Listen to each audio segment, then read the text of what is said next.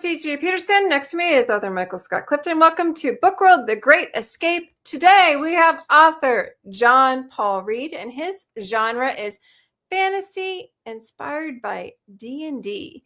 We'll be talking to him shortly. First of all, we're talking to Mike. Mike, how is your author world stuff going? It's starting to heat up. Starting to go to Comic Cons. Our first one of the year will be this Friday, this Saturday and Sunday, the Hot Springs Comic Con in Hot Springs, Arkansas.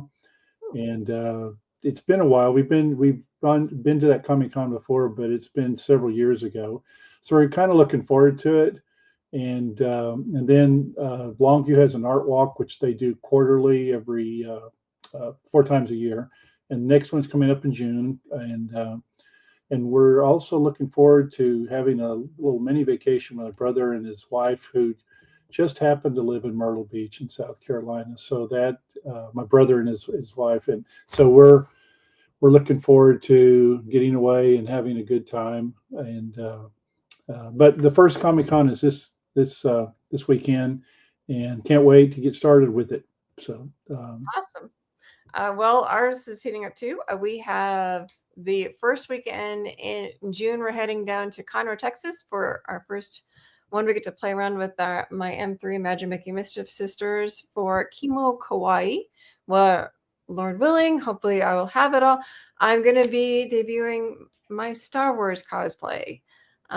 People are like, well, we're talking with my M3 sisters for our last hour-long one. And I'm like, there's no red-headed Jedi Knight. So I made one. And so I will be debuting my Jedi Knight. And Super Hubby decided he was going to do a cosplay one with me. So we're going to be doing that. And of course, we're going to have my service dog Tegan with me. And so she'll be with us. And then mark your calendars for East Texas Comic Con in Longview, Texas will be mid-July. I believe that's the weekend of the 17th, 18th. Is that what that is? Yep. Check that. 18th and 19th. 18th and 19th is what East Texas Comic Con in Longview, Texas. And then on the 29th and 30th of August down in Lufkin is Tiny Woods Comic Con. So mark your calendars for that one as well. I'll be running the floor for both of those. And I believe Mike will be in those as well. So we have a few people checking in. So we have those saying hello for both of those. Hello, hello. So we have with us today a interesting genre. It is D&D inspired fantasy with John Paul Ried. Hello, how are you? Hello, hi CJ.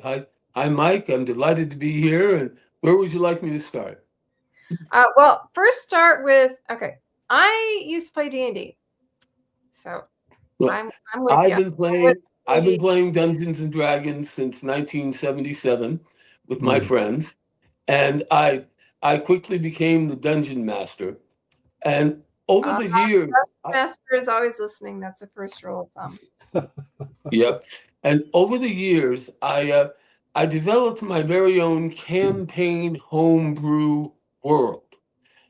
Basically, that's like a fantasy world with my own continents, my own multiverse, different planes and dimensions of existence. And I've been playing D&D for almost 50 years now, 49 years this year.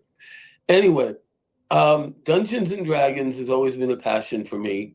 And there's a very funny story, actually, how I got into writing my own fantasy books.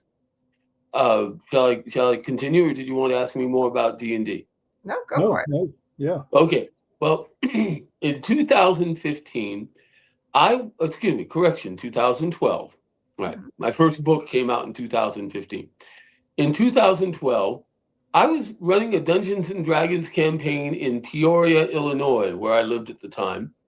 And a friend of mine, Arthur Thompson, he invited his wife to play the game with us. Well, I was excited. I was like, wow, a newbie who's never played Dungeons and Dragons before. Well, I was so I was a little nervous because I didn't want her to be bored. I didn't want her to, I really wanted her to enjoy the game. You know what happened? The opposite happened. Laura loved the game. She took to it like a duck to water. She jumped into the game. She couldn't wait to play.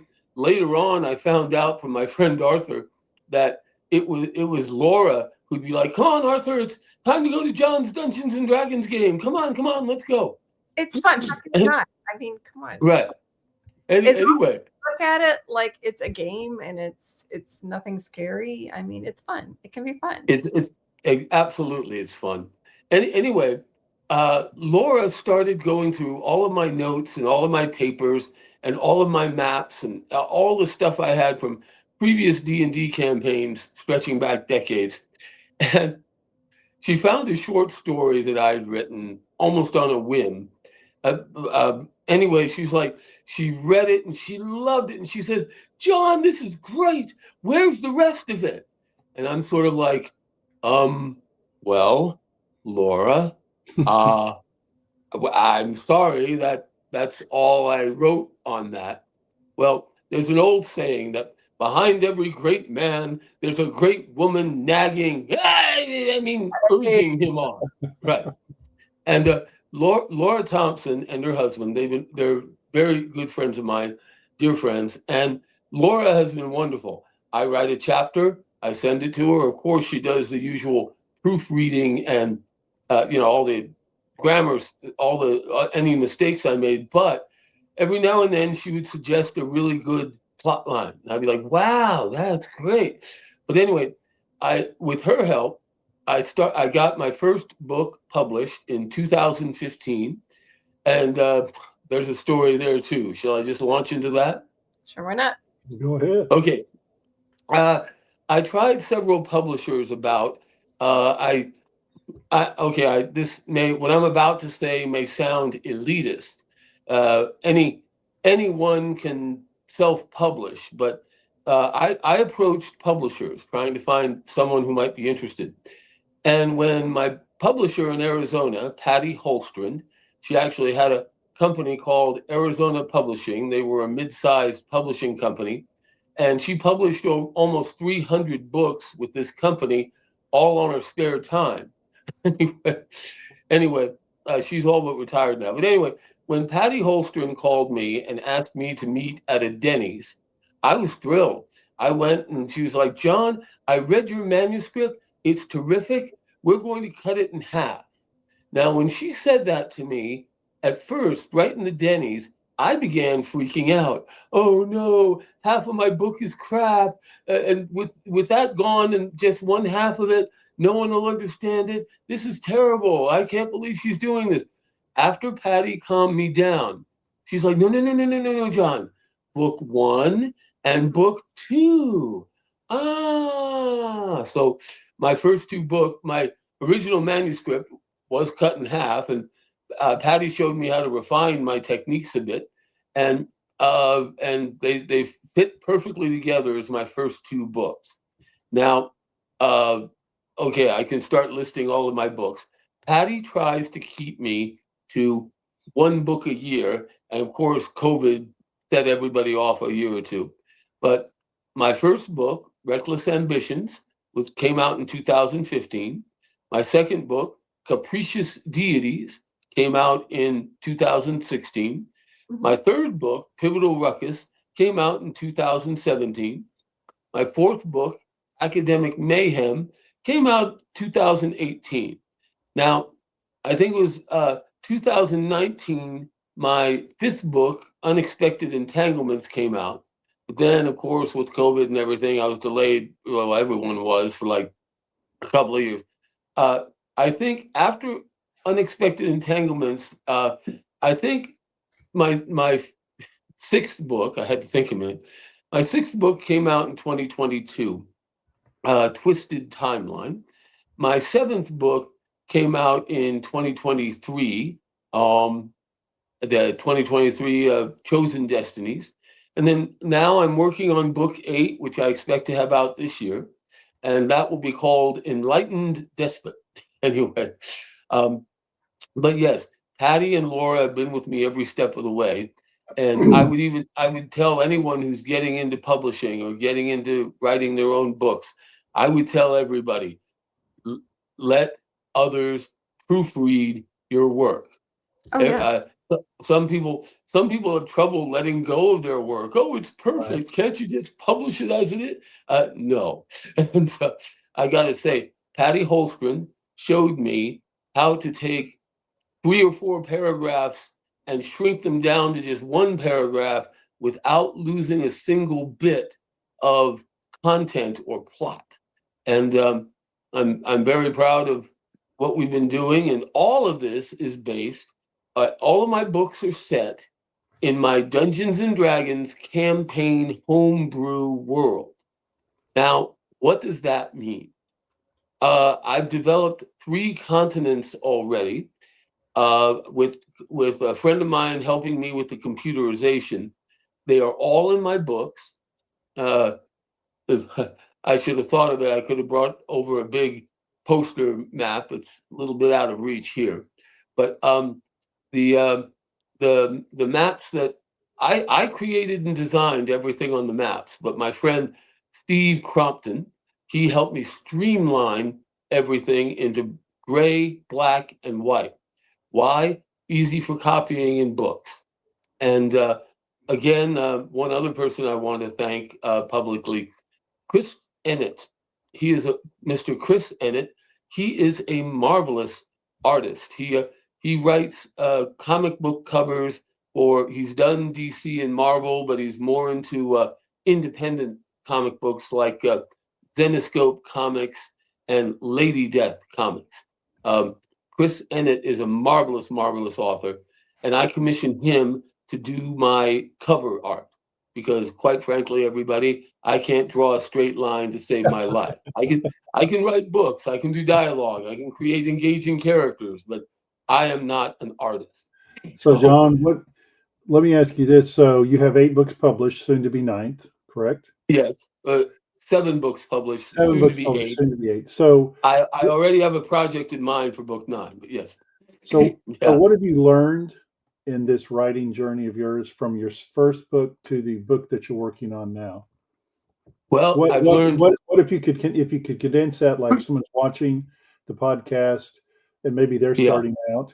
What would you tell them you have learned to avoid, and what things maybe you shouldn't? You've already said, proofreading would be important, but Right. what else have you learned? Well, I've learned a great deal about this, and I think I can sum it up in, I'll say 2 points, but I may be able to come up with another one. My first point is you have got to love what you are doing. Why? Because here's a story. When my 3rd book, Pivotal Ruckus, was just about to be printed, I got a frantic phone call from Patty Holstrom. John, and by the way, it was at 2 a.m. So, like, I was working. At first, I was thinking, "Oh my God, who died?" Right? Anyway, I answered the phone, and Patty's on the phone. John, we go to press and we print Pivotal Ruckus at 7 a.m. But the printer made a horrible mistake. They switched chapters 4 and 6 and deleted 5 completely. Here is what they sent me for the print copy. Can you please fix everything in chapters 4 and 5, 4 and 6, and completely rewrite chapter 5? So I had to get up at 2 a.m, grab my laptop and get on. And believe it or not, I was finished by 5 a.m. So I called Patty, who was still up and waiting for me. I said, "Patty, all set. Here you go, zap." She sent it to the printers. Everything was printed at 7 a.m. Yay!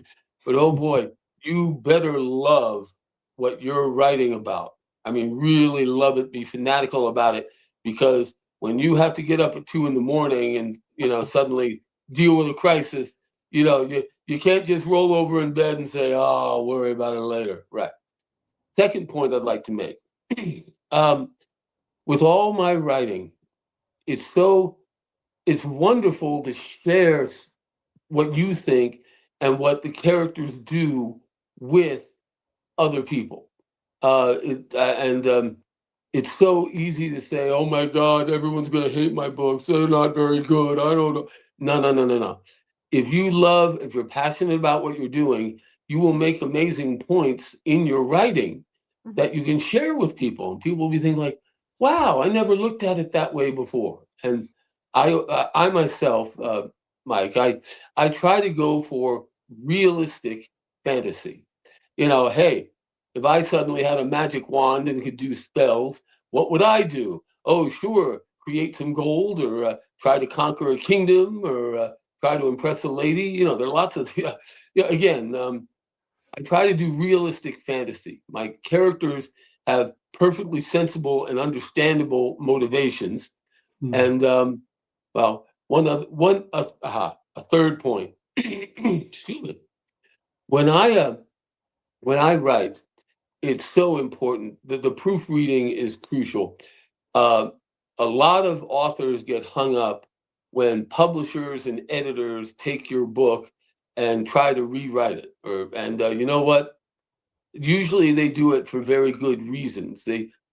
Patty Holstrand has never once changed anything with my plots or my thoughts or my storyline, right? But she's shown me how to shorten, tighten, make everything better and economically faster. Now, so yes, I say to everybody, sometimes the hardest thing in the world is letting your beautiful manuscript that you poured everything into, letting that go so that editors and proofreaders can help make it better, And finally, for one reason why I love Dungeons and Dragons so much is I never have any writer's block. Dungeons and Dragons, I have decades of stories, of campaign adventures, of characters doing really, really stupid things. And it's like, oh my God, how did I get myself in this situation? Better yet, how do we get out of it? Right. All the dice. I mean, I can say I never have writer's block. What's different about my books? Well, okay, they're set in my own created world. And yes, I've got politics and conspiracies and assassinations that would rival anything you'd see on Game of Thrones. And I've got stuff that would match anything you might find in Harry Potter. But they're different. And I admit, my books are classified for young adults, usually 11 and up, mainly because I do have some intensive battle scenes and I do mention some social issues. I mean, Mike, CJ, elves and humans having children together. Oh my God, what is the world coming to? Right? So I try to have fun in every book. I've got romance, I've got comedy, I've got serious, I've got oh my God, how do we get out of this? What do we do? And I even have some characters who, with the best of intentions, make huge blunders. The old saying, the road to heck is paved with good intentions. Anyway, and oh goodness, my second book, Capricious Deities, that's a lot like the Trojan War, with all those pesky immortal deities interfering with the silly mortals down there. Oh, let's see if this will help, and usually it doesn't. These are just some of the points that I would share with any writer. I mean, whatever your genre, whether it's westerns, crime novels, cyberpunk, and or whatever your genre is, you got to really love what you're doing. Now, I've talked an awful lot here. Do you have questions? Sure. No. I'll talk the whole podcast if you let me. Well, when you got moving and you're going through different stories and stuff, you kind of have to be schizophrenic as an author. Let's face it. Well, you kind of do. Yes. We've learned that through being that way. As a dungeon master, you kind of have to do the same thing. When you're going through it and you're creating it, when you're creating your stories, how do you do that? Because I've never done that from the dungeon master side. Okay. My publisher, Patty Holstrom, said it best. When you're writing, you don't tell the reader things. You show the reader things. Right. Show, not tell. What does this mean? Instead of having 3 or 4 pages read like a textbook, here's the history of the Palamaran Empire. Instead, you get characters to talk about this. You get a character saying, wow, I wonder who built this place. And then character B responds, Emperor Simon I, 300 years ago. How do you know that? Well, it's carved right there on the wall, don't you see? But again, you show the readers stuff, not tell the readers stuff. I mean, nonfiction is almost easier to write because then you can tell your readers this is fact, this is fact, this is fact. In fiction, you have to show the readers what you're talking about and how things work. So, you have to paint now what? You have to paint a picture. Yeah. Yes, exactly. Painting a picture, show the readers stuff, not tell them. Another point. When I write, I'm okay. I noticed a real problem when I was writing. How do you present a character as good, or the good guy, the one you should keep your eye on and follow, and what really makes a villain nowadays, a nasty, someone you want your readers to hate this guy or gal, whatever. Well, there are really only 2 ways now to describe evil with characters. Let's face it, some good characters nowadays, they actually kill more people than the bad characters. So, okay, one, you got to threaten children when a character is like, aha, we're gonna kill all these children hostages because we think we have to, right? You're reading that, you're like, okay, I don't like this villain. He's a nasty, he's a bad guy. The second way is quite frankly, if a villain is like, haha, I wonder if I can have my way with this princess before I kill her. Of course, you instantly think aha, that's a bad guy, that's a nasty, that's a guy we want to see get clobbered. And again, so these are just some of the problems I've had, because I think the last thing you want in a villain is to be so noble and so fair and so honest that all of a sudden you're rooting for the villain. Now I do that occasionally, but I admit I'm a sucker for happy endings. Now, most of my books, they do have happy endings, or at least resolved endings, and that's one thing I'm very proud about my books, Mike, CJ. All of my books can be read interchangeably, independently. That means you don't have to read them in order. And I never leave anybody with a cliffhanger. You're like, oh, I got to buy book 2 to find out what happened in book 1. Or, all of my books are standalone. And I'm very proud of that. Okay. Again. Yeah, mine aren't. What would you like to know? Mine are cliffhangers have to be in order. So they're standalone novels. Yeah. But let me make sure I understand this. They're standalone novels, but yes, because they share the same common world, yep. Some characters cross over from one book to another. Others, they're connected, but you don't have to read one to understand what's going on in the other one. Does that make sense? Mm-hmm. Right. The setting's the same. The world's the same. Just the characters within it and their life or the crisis or whatever it is you're describing is different. So, right. So what you're saying is, if I wanted to get one of your books and read it, it really wouldn't matter which one I first started out with, because the story in that book will kind of explain the world, but it also means that if you want to read another book that Yeah. that really, again, only the plot and maybe the characters have changed, but everything else is the same. So that's Right. yeah. So it doesn't matter. The world is described in all of them. Is that my understanding? Right. Right. Or that part of the world is described. Exactly. I good heavens, and I in just my main continent, I've got the Palamaran Empire, then I've got 11 city states, and each city state has its own culture.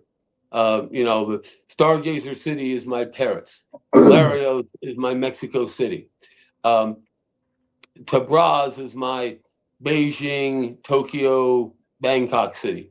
Again, and I each book has its own emphasis, their own different setting. So And of course, I've got what? if you came across a reader and they ask Right. you, because I get asked this a lot, and I know CJ does as well. Okay, you have 8, 9, 10. Of course, in CJ's case, 20-something books. Which one would you recommend that I start with first? I know CJ's heard that. I've heard it. So if someone came up and asked you that, what would you tell them? Guess what? I can do this in 2 minutes. Time me. Ready? Book 1, Reckless Ambitions. That is my Game of Thrones-like book. Plots, conspiracies. A beloved emperor dies, leaving 4 ambitious sons to follow him. A cleric, a fighter, a magic user, and a thief. Excuse me, businessman.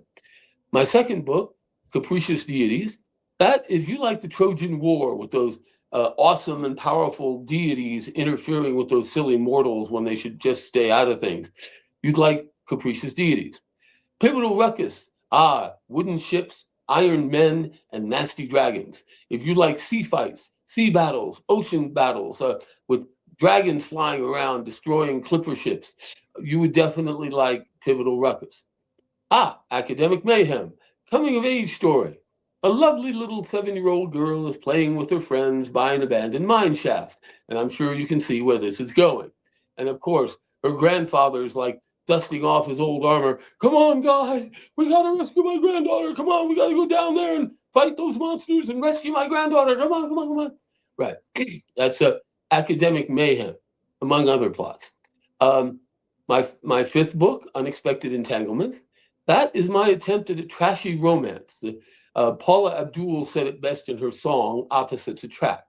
So try to imagine a noble, heroic, chivalrous, do-gooder, bit of a self-righteous paladin and a wicked, evil, nasty, amoral, anti-paladin. Her attitude is, I have to kill 1 billion people to get what I want. Well, tough luck on them.